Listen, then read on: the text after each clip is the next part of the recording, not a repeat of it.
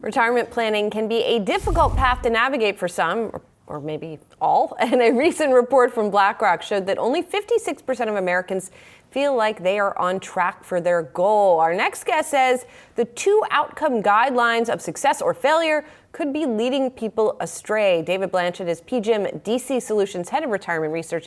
He's joining us now in the studio. Thank you so much for being here. And you actually posit that there's such a thing as saving too much for retirement, which might be something I've never heard before. So please explain yourself.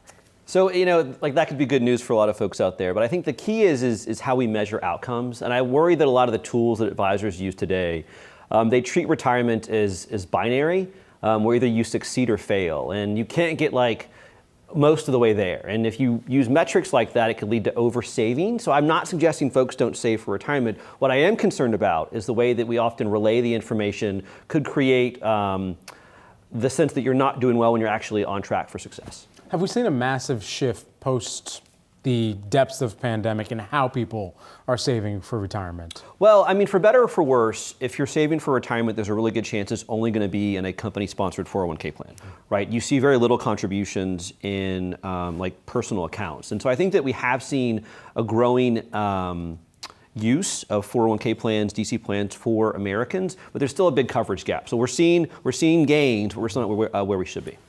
And so if people are trying to save for retirement, whether it's through their employee-sponsored plans or for the very few who are doing it outside of that, how should they think about what success looks like or how they should meet their goals?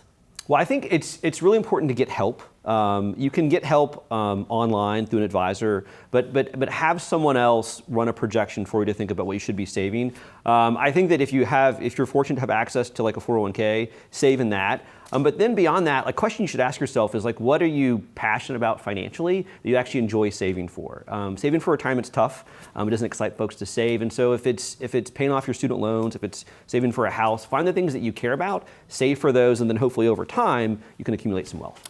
You mentioned student loans. We're coming back up to another critical period where a lot of students who hadn't had to pay off their loans recently or weren't penalized for it, where that's going to reassume. And so what type of impact is that expected to have on people's retirement savings now as they're reprioritizing that? I think it's definitely negative. I think that for a lot of younger Americans, there is this competition for dollars, and resuming student loans will require some folks to save less for retirement.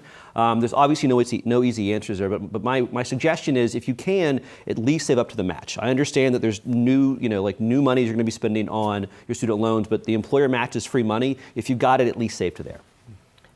And I'm also curious over time how people's philosophy towards saving for retirement has changed, or has it not? I mean, it's hard to do, not just because it's hard to make enough to put enough aside, but it's hard as humans to think long term in that way. Well, 30 years away is retirement that's going to last for 30 years. That's really tough. And so that's why for a lot of folks that want to save, it's tough to save for retirement. And I think that's why you need to ask this question, what am I passionate about? I think that retirement's going to come due. I mean, and hopefully for all of us, we can retire. So it does require making this conscious choice to save.